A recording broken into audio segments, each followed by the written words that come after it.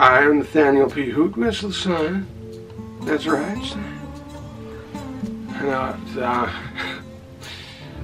this morning I was sitting in my bar. Or was it yesterday? Maybe it was last week, I don't know. I was just sitting there having a whiskey, as I always do on a Friday. Actually, every day. And all of a sudden, somebody walked in through the front door. I said, "What's this, son? We don't open until later.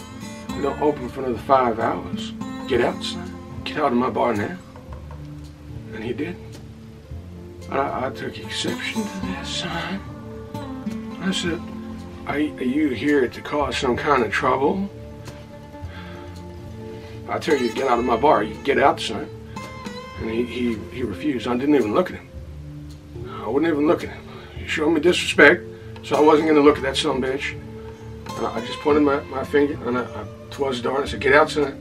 Get out of my bar. We're not open."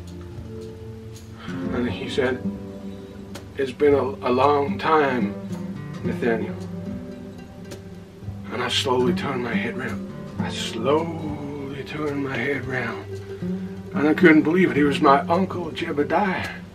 Uncle Jebediah, who I haven't seen for at least a few years.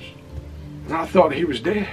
So I always think all my relatives are dead because I never hear from any of them. Probably because I don't know where I am. So I just assume everyone was dead. And he was very much alive. And I thought, what you want, son? If you're here, then you probably want something, don't you, son? You know, all my relatives, they're all out for themselves. They're just all greedy sons of bitches. And they always want something. They want money, or they want things, or they want favors.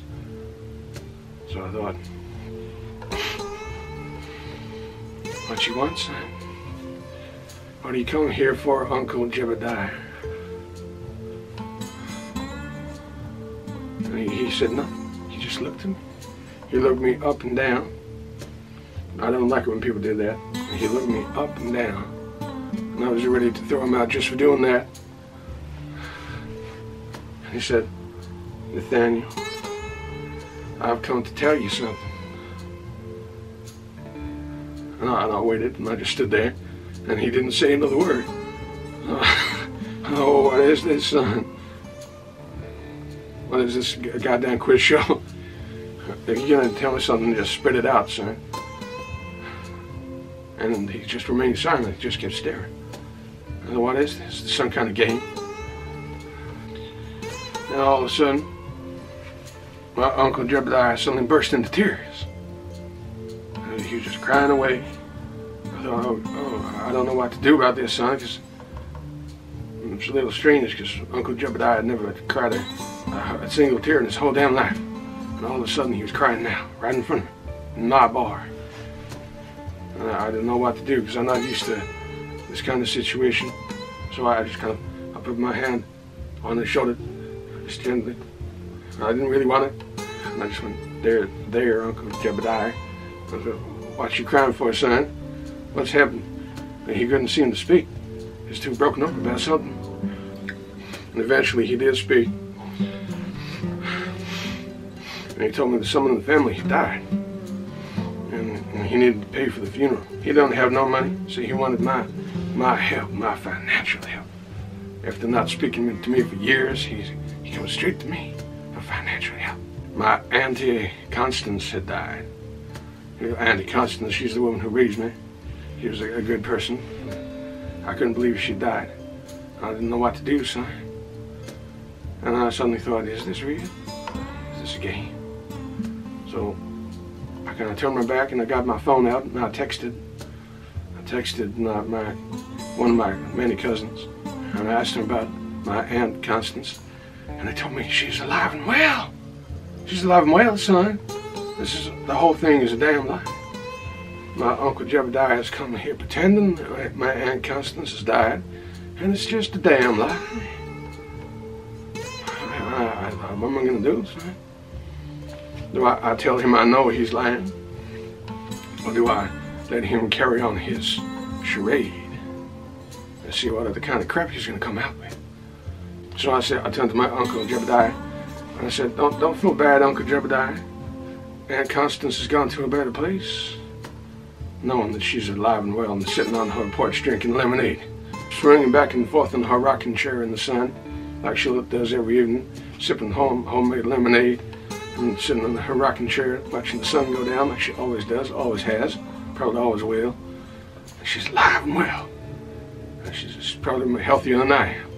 And my Uncle Jebediah stood here telling me she's dead. Son of a bitch. Evil son of a bitch. So he just come here to try and con money out of me. Like most of my family are always money-grabbing assholes. This just want lots of money. And mostly they want my money. So I said, how did Aunt Constance die, Uncle Jebediah? He told me there was a terrible accident. He told me she was trying to save a cat that got up a tree. He said her own cat had climbed the tree and got stuck up there really high. And she went up there with a ladder to try and get down, and the ladder slipped and she fell and she broke her neck and she died. And I thought, you evil son of a bitch, making up these lies in front of me. And he just sounded so damn sincere. And I couldn't believe he was so damn convincing. I just believed it. Well, I almost believed every word he said if I didn't know for a fact my Aunt Constance was really still alive. So I offered my Uncle Jebediah a drink of consolation. I guided him over to the bar, and I found some gone-off booze. I was going to give him some fine whiskey for a second, but instead I decided I'd go down to the basement and I'd fetch up some of the gone-off booze, the stuff that makes you really sick. It's like 3 months out of date. And I poured him a glass of that, and I said, "Here, son, have a nice glass of whiskey to raise your spirits and make you feel all warm and cozy inside, and help you deal with the tragic loss of Aunt Constance." Well, all the time I'm thinking, you lying son of a bitch. You lying, conning, thieving son of a bitch. And he just carried on crying. I don't know how he made himself cry. I don't know what he did, what he thought of to make himself cry. Probably the thought of not being able to calm me probably made him cry. He's probably too worried of how I'd react if I found out he was lying. He'd probably crying about that. So he just sat there, crying, shedding tear after tear, didn't stop, don't know how. Drinking his gone-off booze that will make him sick later in the day. I chuckled to myself knowing what was going to happen to him. I thought, that serves you right, you son of a bitch, for telling me these filthy, dirty lies.